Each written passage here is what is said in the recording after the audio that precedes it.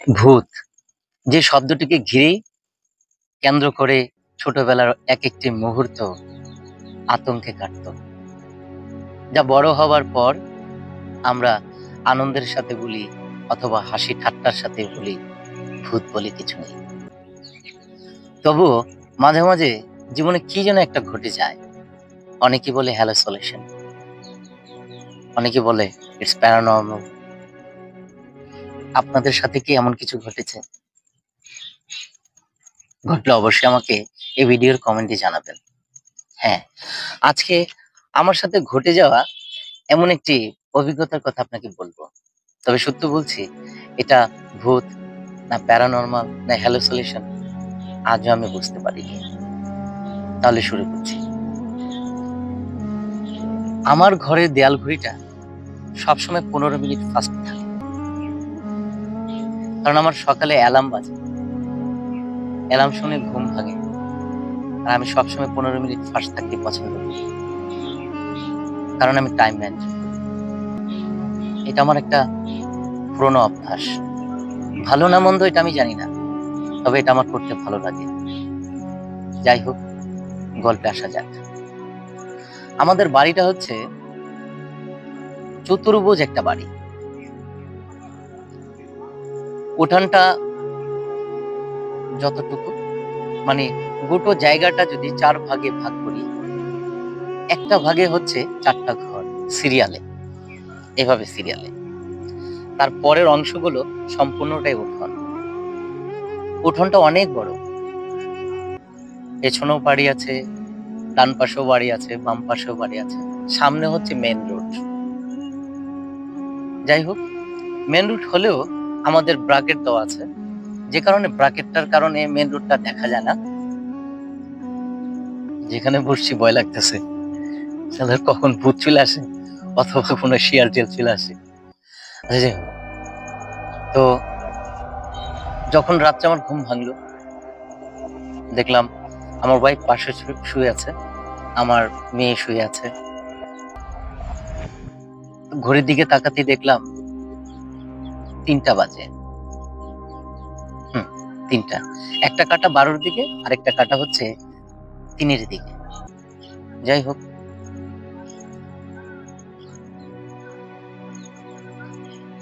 আমি ঘরের দরজাটা খুললাম। ঘরের দরজা দিয়ে বেরোতে ছোট্ট একটা বারান্দা আমার। বারান্দা দিয়ে হেঁটে আসলে উঠানে আসার জন্য আরেকটা গেট আছে। আর বারান্দাটা হচ্ছে প্রায় 15-20 কদমের এমন হবে। তো বারান্দা দিয়ে এসে আমি এখন উঠানে আসবো। উঠানে আসলাম, তারপরে উঠানে মানে উঠতেই একটা আম গাছ, তারপরে পাখির ঘর, তারপর গোসলখানা, তারপর টয়লেট। তা আমি টয়লেটে আসলাম। ডান পাশের বাড়ি থেকে লাইট জ্বলছিল, যেটার আলোটা আমার উপরে এসে পড়ছিল। আমার ছায়াটা আমি টয়লেটের দেয়ালে দেখতে পাচ্ছিলাম, কারণ দরজাটা খোলা ছিল। আমাদের বাড়িটা আর কি এরকম যে এটা সাধারণ বাড়ির মতো, কোনো ফ্ল্যাট বাড়ির মতো না।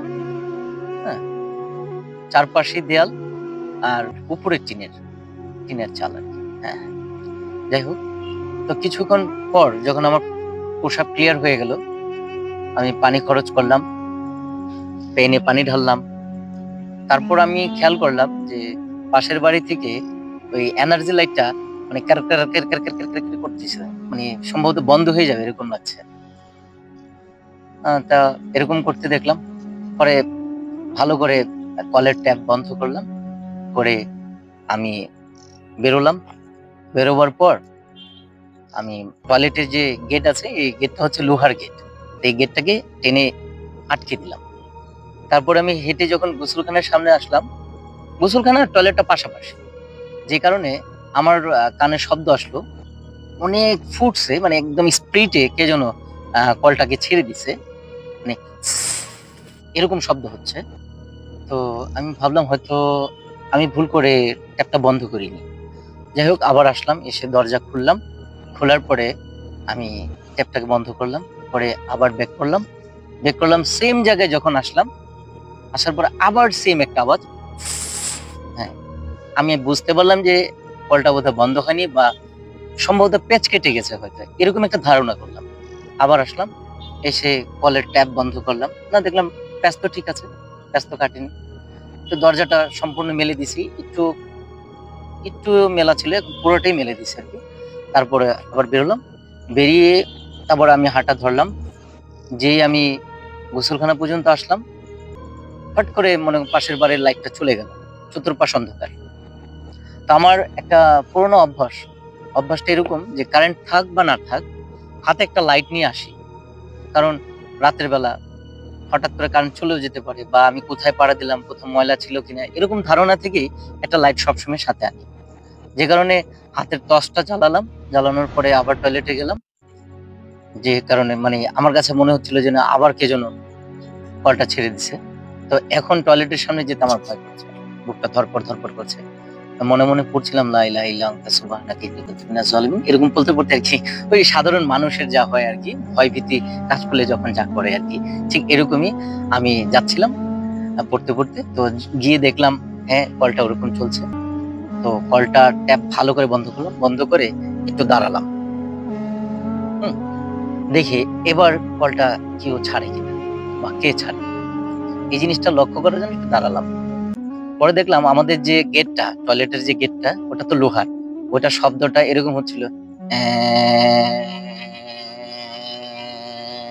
এভাবে করে দরজাটা বন্ধ হয়ে গেল। মানে অন্যান্য হরর ফিল্মে যা হয় আর কি, আমি প্রচন্ড ঘাবড়ে গেলাম, পুরো শরীরে একটা ঘাম দিয়ে দিল। এটা দেখার পর আমি আসলে এটা দেখার জন্য আমি প্রস্তুত ছিলাম না। তারপর তাড়াহুড়ো করে আমি দোয়া দরুদ পড়তে পড়তে, মানে মূল কথা হচ্ছে বারান্দার দিকে ছুটছি, উঠান ছাড়তে হবে আমার। কিন্তু আমি দেখলাম যে আমার শরীর ভার হয়ে গেছে, পা কাজ করছে না, পা এগোচ্ছে না। তারপরও আমি যথারীতি সম্ভব চেষ্টা করলাম যে বারান্দা চলে আসি। তো বারান্দা যেই ঢুকলাম, ঢোকার পর শরীরটা একটু পাতলা মনে হলো। তো কিন্তু পা ভার হয়ে আছে, এই জিনিসটা লক্ষ্য করলাম যে আমার পাটা ভার হয়ে আছে। এখন পা আস্তে আস্তে মানে পা ভার হয়ে গেছে কি, যেমন ধরেন অনেক সময় লাগাতার মানে বেশ কিছুক্ষণ বসে থাকলে পায়ে ঝিনঝিন ধরে যায় না, হ্যাঁ ঝিনঝিন, সেম এরকম হয়ে গেছে।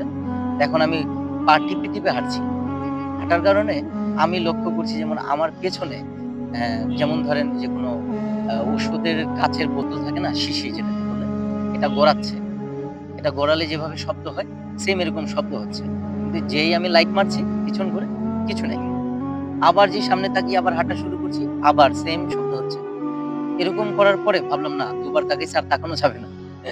পরে আবার কোত্থেকে কি হয়ে যায়, এরকম চিন্তা ভাবনা থেকে ফট করে এক ঘরে ঢুকে গেলাম। ঘরে ঢুকে দরজা ঠাস করে লাগাই দিলাম। হ্যাঁ, লাগা দেওয়ার পরে মানে হাফ ছাড়লাম, মনে হলো আমার শরীর থেকে মানে কি যেন একটা নেমে গেল, আমার শরীরটা হালকা হয়ে গেল। আমার বিবি ঘুম থেকে উঠে গেল, আমার ওয়াইফ ঘুম থেকে উঠে গিয়ে বললো কি হয়েছে কি হয়েছে। পরে ও যেন ভয় না পায় এর জন্য বললাম, আসলে তেমন কিছু না, দরজাটা আস্তে করে লাগাতে গিয়ে ঝুরে বাড়ি লেগে গেছে। আমার ঘরের দরজাটাও লোহার। তো ঘরের দেয়াল ঘড়িতে তাকালাম, তাকিয়ে দেখলাম ঘড়িতে এখন বাজে প্রায় 3টা 55-র মতো, 3টা 55-র মতো। দেখ, আমি যতটুকু চিন্তা করলাম যে এখান থেকে প্রস্রাব করে কয়েকবার হাঁটাঘোটার মধ্যে না হয় যতটুকু সময় লাগার কথা, 10 থেকে 15 মিনিট, সর্বোচ্চ 20 মিনিট, তাই না? তাই বলে 55 মিনিট,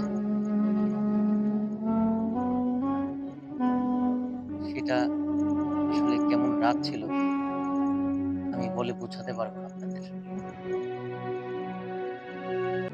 এই ঘটনাটি আজও শুধু আমার ভিতরেই রেখেছি, কারোর সাথে শেয়ার করিনি। আমার ওয়াইফকে একবার বলছিলাম, আমার ওয়াইফ হাসে। ওই বিষয়টাকে মানে কি বলবো, ওর কাছে এটা একটা হ্যালুসিনেশন, আপনি বিশ্বাস করুন। আমি আজও বুঝে উঠতে পারলাম না এটা কি সত্যি হ্যালুসিনেশন ছিল, বা ওটা কি ছিল, বা এটা কেন হয়েছিল।